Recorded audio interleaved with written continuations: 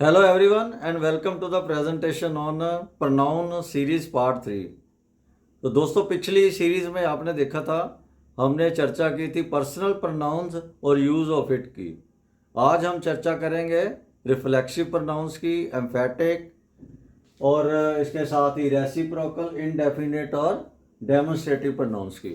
तो मेरी रिक्वेस्ट है कि वीडियो को एंड तक जरूर देखें और अगर पसंद आए तो please like, subscribe, share and comment. Thank you very much. तो लेट अस स्टार्ट। फ्रेंड्स, सबसे पहले हम बात करेंगे रिफ्लेक्सिव प्रोनाउन की। रिफ्लेक्सिव प्रोनाउन वो होते हैं जिसमें हम सेल्फ प्रोनाउन के साथ सेल्फ या सेल्व्स का यूज़ करते हैं। तो जैसे माई, यूर, हिम, हर, इट, यहाँ पे ये सिंगुलर है सारे, तो इनके साथ हम यूज़ करते हैं सेल्फ। और सेल्व्स हम यूज़ करते हैं आवर, यूअर, देम, मतलब ये प्लूरल फॉर्म है। यूअर तो सिंगुलर और प्लूरल में दोनों में आ जाता है, लेकिन यहाँ जब प्लूरल की बात होती है तब हम यूज करते हैं सेल्व्स। तो जैसे myself, yourself, himself, herself, itself, ourselves, yourselves, themselves. तो ये जो प्रोनाउन के साथ हम सेल्फ या सेल्व्स का यूज करते हैं उनको हम रिफ्लेक्सिव प्रोनाउंस कहते हैं। रिफ्लेक्सिव प्रोनाउन इसलिए कहते हैं क्योंकि उनका जो एक्शन होता है उसका जो उसी के ऊपर आ जाता है। जैसे हम एग्जांपल से देखते हैं, आई हर्ट माई सेल्फ। तो आई हर्ट माई सेल्फ, मैंने अपने आप को क्योंकि चोट पहुंचा ली। वी हर्ट आवर सेल्फ, हमने अपने आप को चोट पहुंचा ली। You will hurt yourself, तो यहाँ पे सिंगुलर की फॉर्म में हम कहते हैं कि आप अपने आप को हर्ट कर लोगे।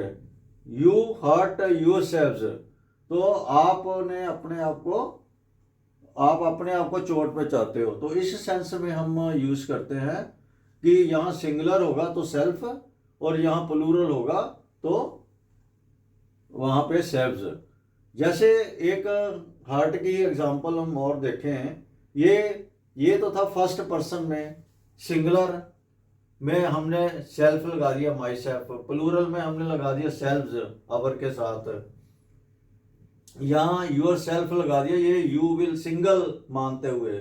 यहाँ यू विल ही है लेकिन हमने प्लूरल फॉर्म में लगाया तो सेल्व्स आ गया। आगे थर्ड पर्सन सिंगुलर में देखें, ही, शी, है ना। तो द हॉर्स, ये भी मतलब सिंगुलर हो गया, थर्ड पर्सन सिंगुलर। तो यहाँ पे हम लगाएंगे सेल्फ और यहाँ भी सेल्फ और यहाँ भी सेल्फ। अब ये प्लूरल है, दे हर्ट देमसेल्व्स, तो यहाँ पे प्लूरल फॉर्म में हमने लिया दे के साथ सेल्व्स। तो इस तरह से जो रिफ्लेक्सिव प्रोनाउन इनको कहते हैं, जो प्रोनाउन के साथ सेल्फ या सेल्व्स का यूज करते हैं। तो इसको इसलिए कहते हैं क्योंकि उसका जो एक्शन, जो भी हम काम करते हैं उसका जो रिजल्ट उसी के ऊपर आ जाता है। आई हर्ट माई सेल्फ, मैंने अपने आप को हर्ट कर लिया। वी हर्ट आवर सेल्व्स, हमारे ही एक्शन का हमारे ही ऊपर असर हुआ। You will hurt yourself, आपके एक्शन का आपके ऊपर। तो इस तरह से कोई भी फॉर्म में ले लो, जहाँ शी हर्ट हर सेल्फ, उसने अपने आप को चोट पहुंचा ली।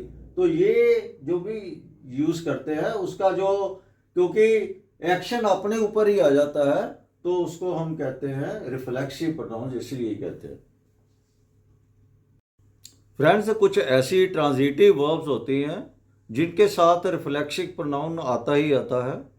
तो आप जैसे जानते हैं ट्रांजिटिव वर्ब्स वो होती हैं यहाँ पे एक्शन सब्जेक्ट तक सीमित ना रह के वो ऑब्जेक्ट तक ट्रांसफ़र हो जाता है।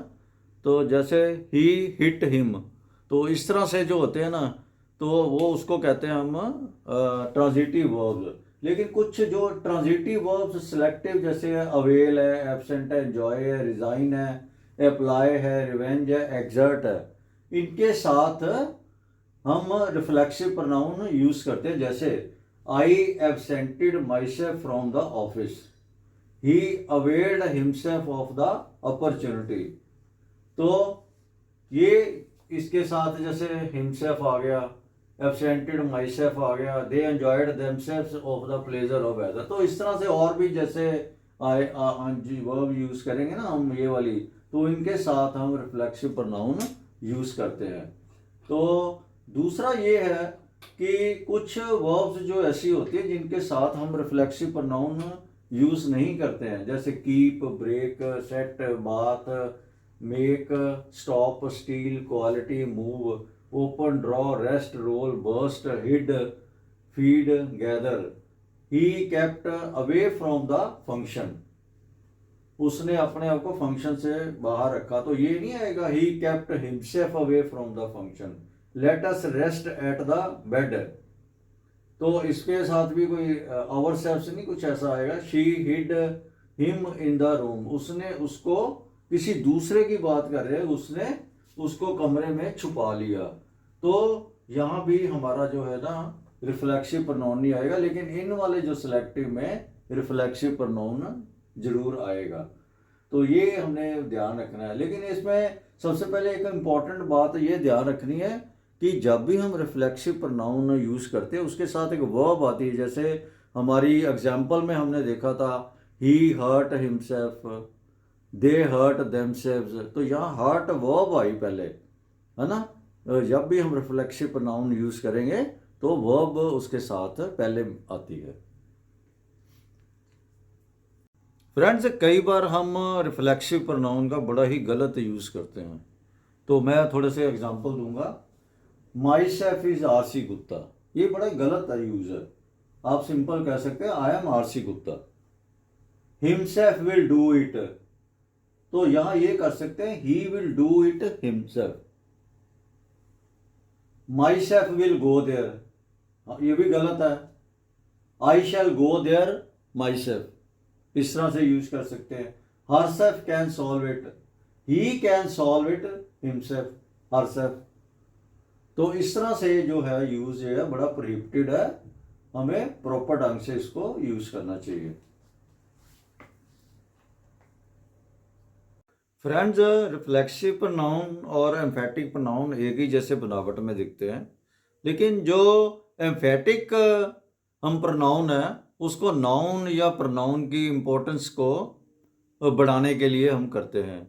जैसे एग्जांपल में देखें, I myself saw him do it, मैं खुद उसको देखा ऐसा करते हुए, मतलब अपनी इम्पोर्टेंस को उसको हाईलाइट करने के लिए।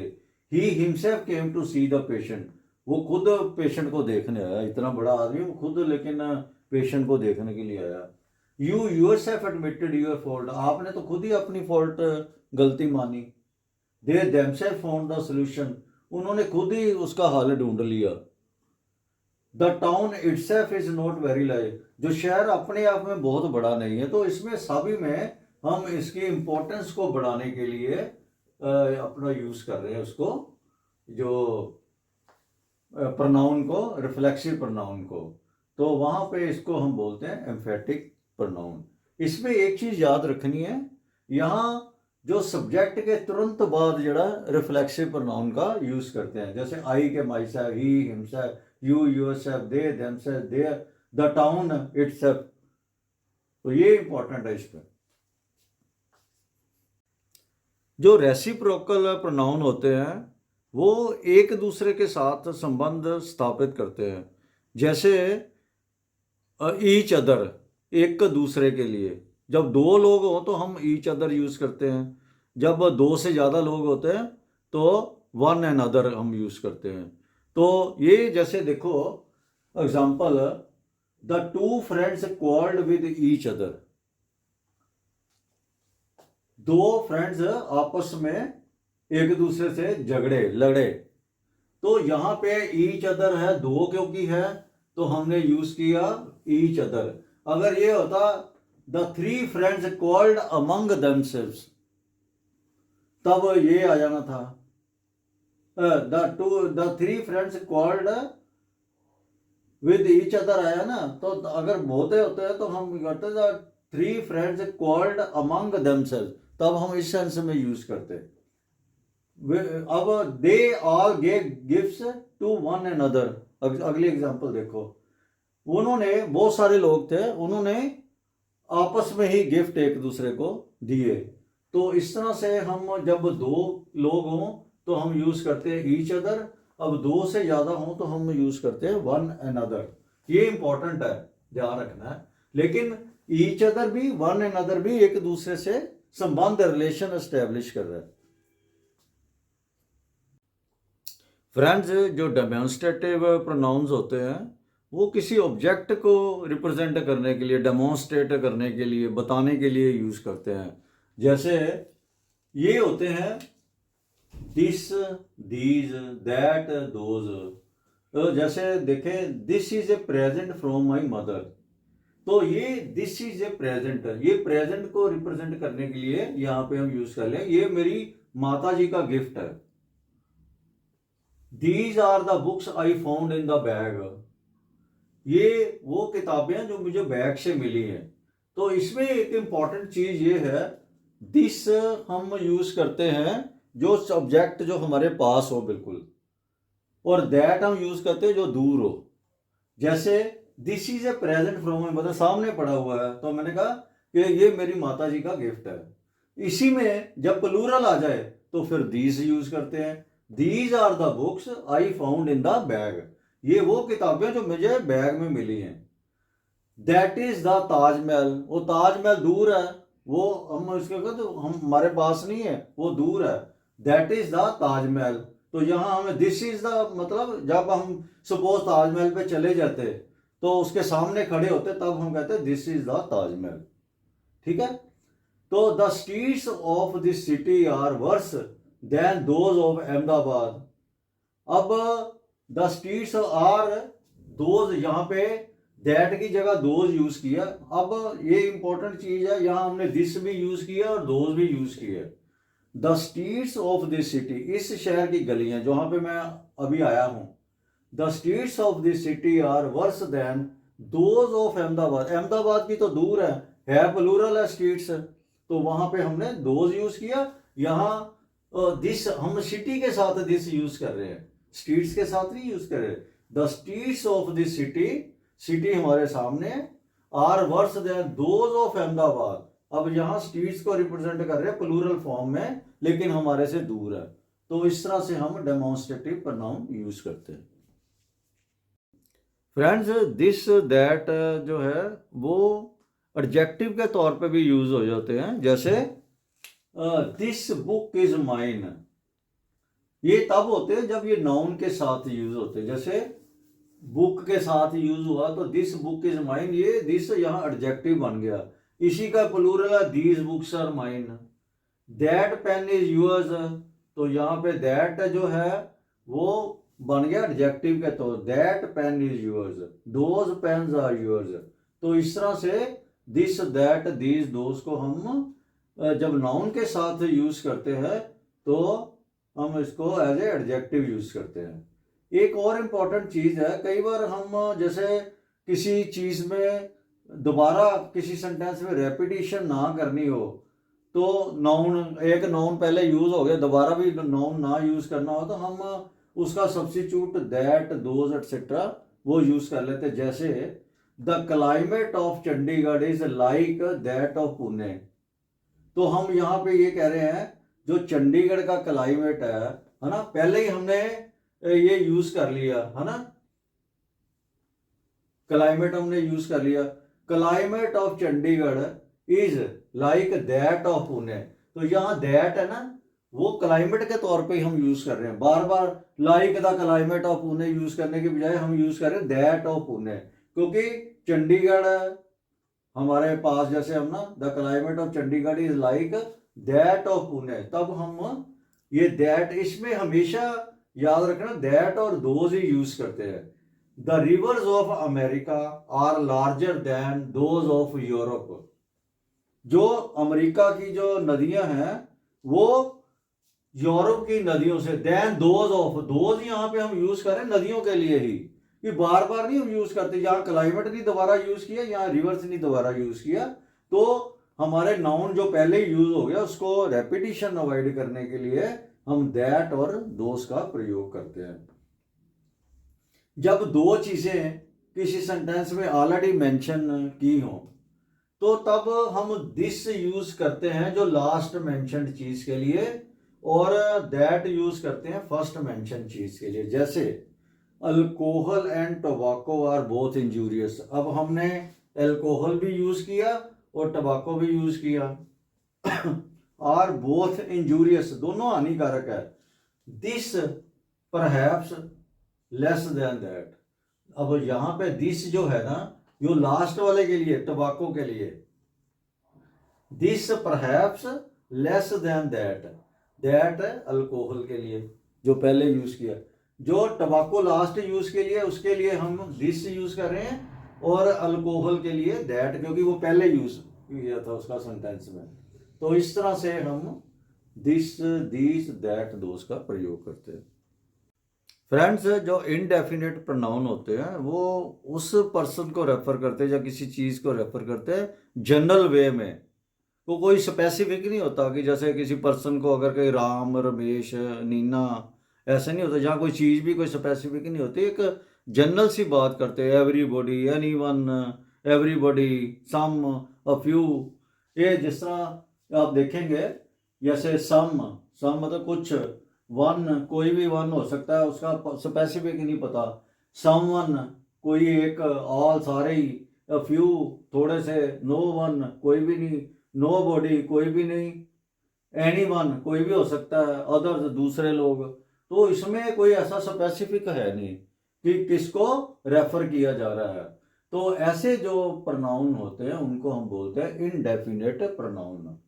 तो यहाँ कुछ डेफिनेट नहीं है। जैसे एग्जाम्पल के तौर पे देखें, some have joined the party, कुछ लोगों ने पार्टी ज्वाइन कर ली है, तो लेकिन वो स्पेसिफिक तो नहीं ना किस किस ने की है। ऑल वेंट टू जयपुर, सारे ही जयपुर चले गए हैं। डू गुड टू अदर, दूसरों के साथ अच्छा करो, किस किस के साथ ये नहीं पता। One hardly knows what to do, one ये पता नहीं, एक जनरल सेंस में यूज कर रहे हैं। वन हार्डली नोज, किसी को पता नहीं कि क्या किया जाए। Somebody has stolen my watch, किसी ने मेरी घड़ी चुरा ली है, किसने चुराई है ये पता नहीं है। Nobody was there to rescue the child, बच्चे को बचाने के लिए कोई भी नहीं था। Many of them were Indians, उनमें से बहुत सारे इंडियंस थे। मैनी ऑफ देम, लेकिन कौन कौन थे ये नहीं पता। His words are in everyone's mouth, उसके जो शब्द है हर के जबान पर हैं। फ्यू एस्केप्ड अनहर्ट, कुछ लोग उनको कोई चोट नहीं पहुंची, वो बच गए। What is everybody's business is nobody's business, जो जैसे कई बार कहते हैं ना हम, ये कोई भी कोई काम कर ले तो बाद में ये होता है वो किसी का भी नहीं रहता काम, कोई भी जिम्मेवारी नहीं उसके लेता। तो इस तरह से ये सारे चीजें हैं, ये स्पेसिफिक नहीं है, एक जनरल वे में बात करते हैं। इसमें एक चीज ध्यान रखनी है कि anybody, everybody, anyone, everyone, each, ये हमने देखना है जब भी यूज करते हैं किस कंटेक्स्ट में बात कर रहे हैं, उसी हिसाब से उसके साथ ये प्रोनाउन हमने लगाना है। His, her. जैसे I shall be glad to help every one of my boys, यहाँ पे अब every one of my boys आ गया, लड़के, इन हिज स्टडीज, है ना।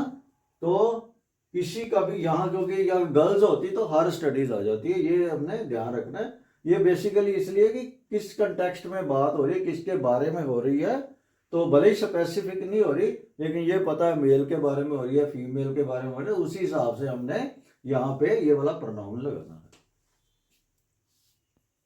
तो दोस्तों, हमने चर्चा की रिफ्लेक्सिव प्रोनाउंस की, एम्फेटिक प्रोनाउंस की, और इसके साथ साथ हमने रेसिप्रोकल, इनडेफिनेट और डेमोन्स्ट्रेटिव प्रोनाउंस के बारे में डिस्कशन की। तो मुझे पूरी उम्मीद है कि ये सारे प्रोनाउन आपको अच्छी तरह से समझ आ गए होंगे, और आपके जितने भी डाउट्स हैं सारे क्लियर हो गए होंगे। अगर वीडियो पसंद आए तो please like, subscribe, share and comment. Thank you very much.